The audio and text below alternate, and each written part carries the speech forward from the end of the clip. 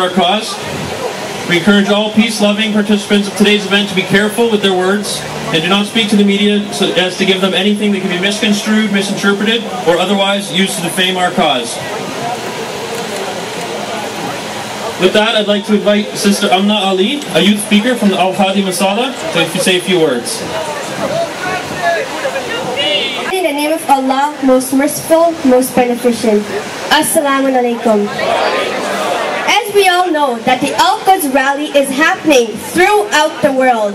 In just North America, it is happening in so many places, such as Phoenix, New York, Montreal, Ottawa, and right here in Toronto. Thousands and thousands of people are participating in these rallies. By the grace of Allah subhanahu wa ta'ala, the participants are increasing each year by leaps and bounds. Al-Quds rally is when people of conscience, irrespective of their faith, get together and express solidarity with all the oppressed people of this world, especially the Palestinians and the illegal settlements in the West Bank. B, to highlight the relentless threats to Masjid al-Aqsa, the third holiest mosque in Islam. And C, to highlight the collective punishment of the Palestinian people and the illegal siege of Gaza Strip, where, according to the UN, 80% of its population is food deficient. If the Zionist group do not like these kind of rallies, if they don't like to hear slogans such as turn the power, turn the tide, end Israeli apartheid, if they don't like to see thousands and thousands of people protesting against Israeli occupation and oppression, then they should work to put an end to this oppression.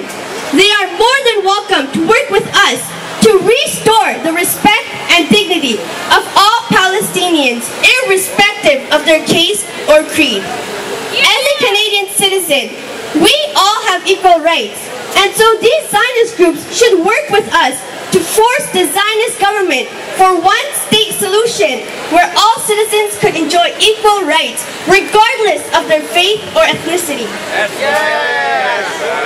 Jimmy Carter said in his book, Palestine, Peace, Not Apartheid, quote begins, when Israel does occupy this land deep within the West Bank and connects the 200 or so settlements with each other with a road, and then prohibits the Palestinians from using this road, or in many cases, even crossing this road. This perpetrates even worse instances of apartness than even witnessed in South Africa. End quote. Those of us, including the U.S. ex-president Jimmy Carter, who are calling Israel an apartheid state, are accused by the Zionists as hate mongers or anti-Semites. Though, what we are seeing here is that those of us who use the term Israel apartheid are the same people who show solidarity with the indigenous people of this land. They are the same people who fight poverty all across Canada. They are the same people who support the oppressed, suppressed, expelled, and exploited people all over the world. And they do this not out of hate, but they do it out of love, respect, and dignity for all of humanity. Yes! Now, let me tell you our hatred. Yes, indeed, we do hate.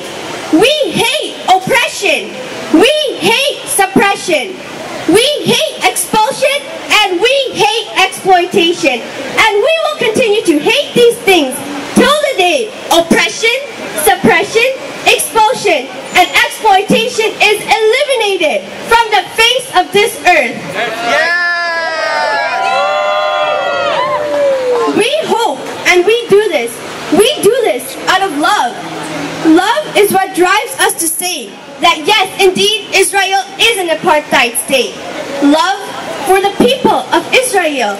Love for our brothers and sisters that are Jews. Love for our brothers and sisters that are Christians. We don't care who you are.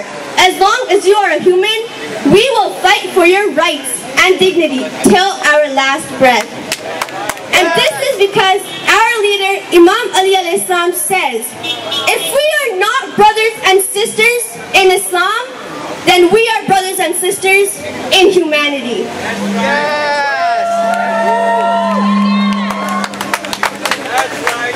It is said that Hitler killed around 6 million Jews. Without going in on much of the detail on the exact number, let's just assume that this number is correct. For those of you who feel that this number is much less, for those who feel it is a few thousands more, let me just say this. Even if it is one human being killed, it is still wrong and unaccepted. Allah subhanahu wa ta'ala says in the Noble Quran, if you kill one innocent person, it is as if you have killed the whole humanity. The important point here is not the numbers, but what we learned. What did we learn from Hitler's Holocaust? We learned that we must defend every human being, irrespective of their ethnicity or religion, that are being victimized by the racist oppression and genocide. This time in history, the victims are Palestinians. So shouldn't we supporting them and condemning the racist Zionist regime? Yes! Shouldn't we stop the current Hitler instead of repeating the same mistake as remaining silent and passive as we did while Hitler was busy ethnic cleansing the Jews? History continues to repeat itself, but unfortunately, its important lessons always remain forgotten. Allow me to end with this famous quotation by Martin Luther King Jr. He said, "You may be 38 years old, as I happen to be, and one day a great opportunity will call to you, asking you to stand up for some great cause, some great principle, some great issue. And you refuse to do it because you are afraid.